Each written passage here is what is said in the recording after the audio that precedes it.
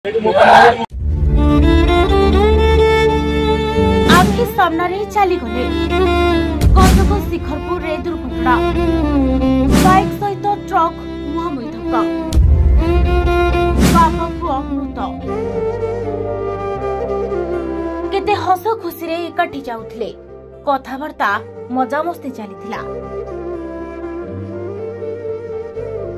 हेले किए जानिथिला बाटरे जगिछि ट्रक रूपरे जम माओ सामने चली जाइछि बाप पुओ जीवन।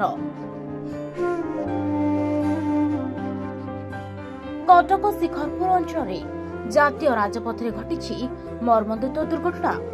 बाइक रे स्वामी स्त्री 5 वर्षर पुओ केन्द्रापड़ारू कटक आसुथिले